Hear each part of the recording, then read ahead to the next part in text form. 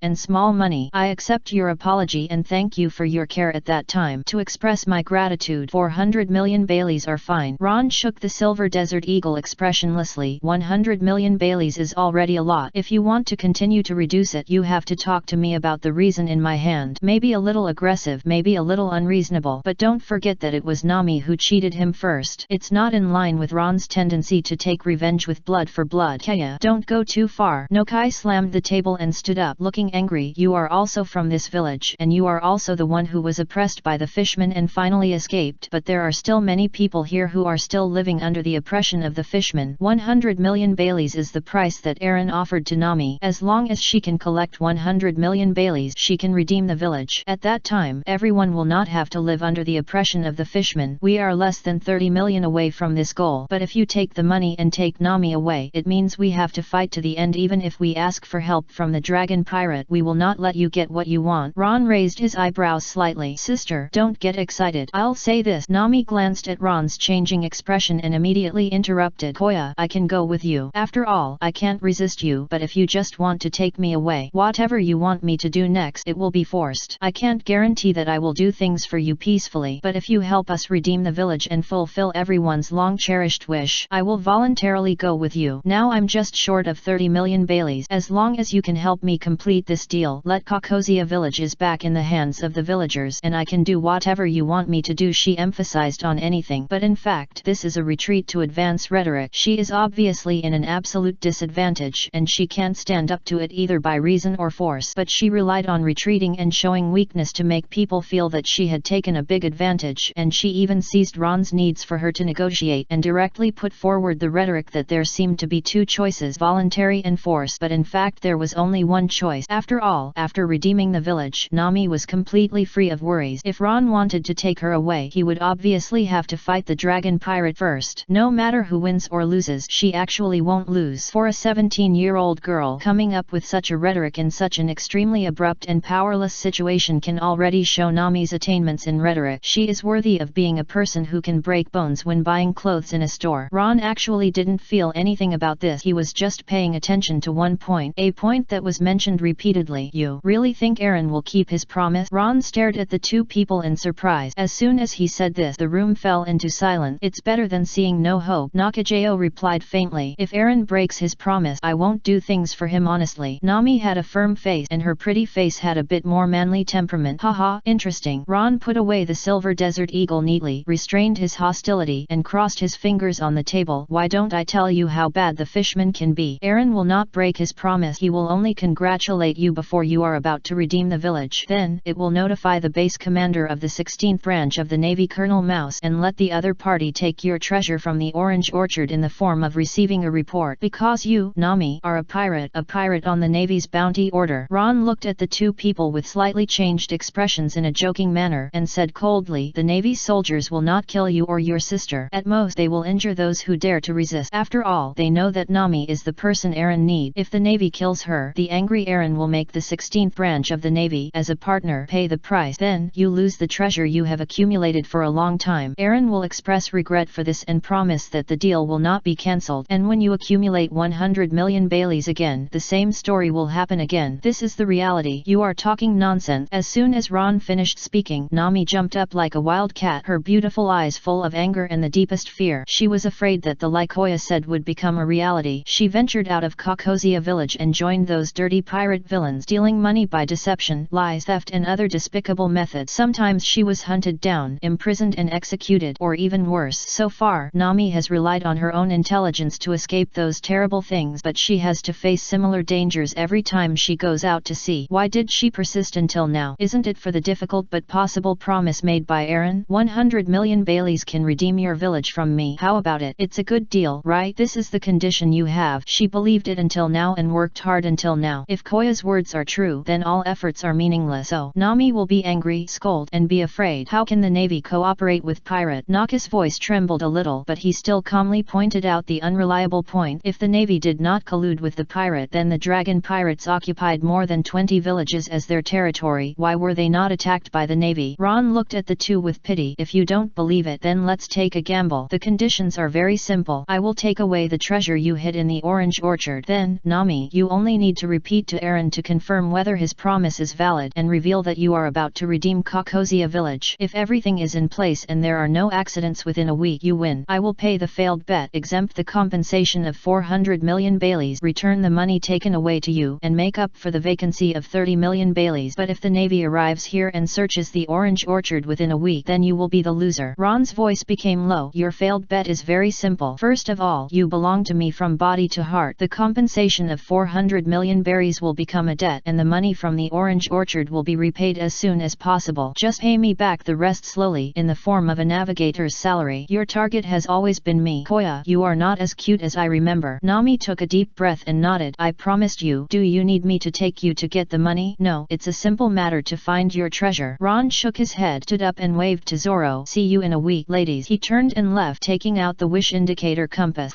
Chapter 54. A Little Hand-Eye of the Vanguard. Synthesis box. In the temporary camp in Kokosia Bay, Kobe had fallen asleep guarding the mantis shrimp, and Zoro and Ron, who returned, spent the night on the shore. Because of the existence of instant noodles, they boiled some water on the boat and had a good meal. So you went to so much trouble just for that, Nami? How can you be sure that they will abide by the bet? Zoro drank the last mouthful of hot soup and asked curiously. They have no choice, Zoro. It's better to say that the weak have no right to choose. Ron shook his head. A powerful person like Zoro probably doesn't know what it means to be powerless. It's just like when he was in school and fought with others. No matter how he resisted, it was a joke. So he learned to be smooth and relied on the cigarettes stolen from home to win over bad elements, to achieve the achievement of no one wants to mess with him. The same goes for Nami and Nakago. In the situation just now, these two smart ladies knew very well that they had no ability to resist, so they had to restrain themselves and obey Ron's arrangement. Even if they watched their treasures being taken away, they could only hope that Ron was serious. The only way they could counter it was to ask for help from the dragon pirate. After all, Ron broke into the Kokosia village and robbed Nami's house, who was a cotter of the dragon pirate. Arlong had to deal with him, a guy who provoked the fishmen both emotionally and rationally. But Ron also knew that Nami must be afraid that the fishmen would be involved in this matter. The 70 million Baileys recovered would be taken away by Arlong on an excuse. Rather than betting on Arlong's conscience, it is better to bet that Ron, who clearly expressed his need for Nami and who was from the Kokosia village, would keep his promise. After all, he is not a fishman but a human. The matter of Cuckoo Island played a wedge role in this. That is to say, although the process did not conform to the expected process, the result was unexpectedly to Ron's taste. All the goals that should be achieved were achieved, and there would even be additional gain. For example, Colonel Mouse, who cooperated with the fishmen to track down the treasure. Well, that's your business. I'm only responsible for protecting you. Zoro shrugged and went straight to sleep on the boat. He doesn't need to guard the first half of the night. The second half of the night and the daytime are his home ground. Following Ron, you won't go hungry for 9 meals in 3 days, but you will definitely sleep 3 or 4 hours a day. His employer is really good at making trouble. Ron sat on the shore listening to the tide and took out his gilded pocket watch from time to time to check the time. He was waiting for midnight to draw a prize. Facing an opponent like the dragon pirate, the more cards the better. So, Ron had no intention of returning the treasure he took from Nami's house from the beginning. What? Bullying the weak? Robbery? Can a good person's behavior be called robbery? As we all know, even if a good person kicks the widow's door at night, there is a reason. Similarly, Ron just borrowed it for a common goal. As for whether he returned it or not, when Nami loses, she will be his. What's the difference between returning and not returning? Nami's is Ron's, and Ron's is still Ron's. When the gilded pocket watch reached midnight, he immediately lit a cigarette to trigger the favor of the goddess of luck. Dimensional roulette. 10 times of advanced VIP roulette. Drawn Eye of the Pioneer. Drawn Liberator Hammer of Freedom. Drawn C4 Bomb. Drawn Golden Lacquer Statue of Mizu. Drawn Synthesis Box. Drawn C4 Bomb. Drawn. 10 rays of light appeared around Ron, and the last one in his hand was a box of gold metal blue pills. Ron pondered for a moment and still threw the thing into the sea. No kidding, the sea is full of Viagra JPG. Then, he began to check other items. No skills were released this time, and there were 6 useful items. Eye of the Pioneer. Origin, Rune Land. Type consumable. Effect. After crushing, it will summon a Rift Herald Phantom, which will headbutt the cone in front once with enough destructive power to destroy a small building. Consumption, none. Ron had a magic eye bead in his hand that looked like an ornament, and the phantom of a giant beast seemed to be sealed in the dark blue bead. Put it next to your ear and you can hear the violent roar, as if announcing that it will destroy everything it sees after it appears. A one-time game prop from League of Legends. It seems to be very powerful. Ron roughly recalled the size of the Rift Herald and then compared it with the size of the building in Eren's lair in his memory. It was basically barely half the height of that building, and the headbutt of such a large monster was too beautiful to imagine. Ron solemnly threw the thing into Chester's mouth. If this was accidentally crushed on the ship, the mantis shrimp could be declared scrapped. However, with this thing, he has already thought about how to attack the Dragon Park. C4 Bomb X2. Origin: Crossfire. Type: Explosive. Effect: C4 Plastic Explosive has powerful destructive power. The method of use is to press 2 2 3 4 5 6 7 8 in sequence to set the detonation. The detonation timer is 360 seconds. Consumption: none. Remark: Drop. The bomb has been placed. It is difficult to say how powerful the explosive pack in Crossfire is. If it is weak, all enemy and friendly members in the range will be killed in the explosion. If it is strong, it can't even destroy buildings. Ron thought about it and decided to be cautious first. Put the 2 C4 bombs in Chester. Dragon Breath Spray. Invisibility Potion X2. C4 Bomb X2. Damaged Bamboo Dragonfly. First Aid Medical Kit. Dragon Breath Spray. Drum Ammunition. Currently, there are already 6 grid filled with things in Chester's grid. He continued to check. A square box with a 9 square grid. Synthesis Box. Origin: My World. Type: Low-dimensional rule item. Effect: Can synthesize various tools and weapons with fixed materials and fixed formulas, but will collect a large amount of raw materials as consumption in the process. Consumption: none. Remark: This is my world. WC. Ron was holding the square box with a confused look on his face. He still knew about the synthesis box in My World, the famous single-player game My World, the favorite game of farmers, artists, adventurers, and other big guys. He has played it before, but he didn't stick to it for too long because the compatibility was not very compatible. But he will definitely not forget the synthesis box. This thing is literally the starting point of My World, which can convert raw materials into various tools, but it seems useless to put it here. After all, there are no zombies for him to fight. But if this thing appears, it means that the lottery of the dimensional roulette is not limited to anime, but also stand-alone games. Yes, Don't Starve is also a stand-alone game. The synthesis box can appear. Isn't there something more useful in My World? Undead totems that replace death. Various enchantment books. The prize pool has expanded. Chapter 55 Extreme Racist Errand. Chapter 55 Extreme Racist Errand. If you can draw the undead totem, you will have 2 lives. Ron thoughtfully put the synthesis box into Chester's mouth, and the number of grids occupied became 7. The golden lacquer statue of Mizu is very majestic and has the style of a god, but Ron is sure that it is not pure gold but gold lacquer. Looking at the statue, he always feels that Mizu is hinting at something. On the sea, worshipping Mizu, and the other weapon is a bit hard to describe. It is a weapon that looks like a hammer but is actually a hammer, but people with brains probably won't use this weapon because its hammer head is a mortar shell. They just roughly tied the shell with tape and a wooden handle and used it as a war hammer. Liberator Hammer of Freedom. Origin: War. Type: Disposable item. Effect: It has a fear aura of intelligent creatures. The method of use is to swing and knock to trigger an explosion covering several meters. The explosion range includes the user and no one or animals will be left alive. Consumption: User. Remark: Self-destructing infantry. Wrong. Taliban player. Fuck user. Why don't you get a nuclear grenade with a throwing range of 100 meters and an explosion range of 1 kilometer? Ron looked again and felt that his luck was not suitable for the lottery. He turned to recharge all the excavated Nami treasures. Chip balance 95 million, and the number of high-level VIP roulettes is 23 times. Basically, the jackpot of the billion level is stable, but considering the factor of luck, Ron still gave up the lottery for the time being because he felt that he needed to find something to do first. The Tidemaker of Destiny. Ron has thought about and analyzed this feature and often draws props that are not so excessive but very necessary in the lottery. From small life potions and invisibility potions to large storage space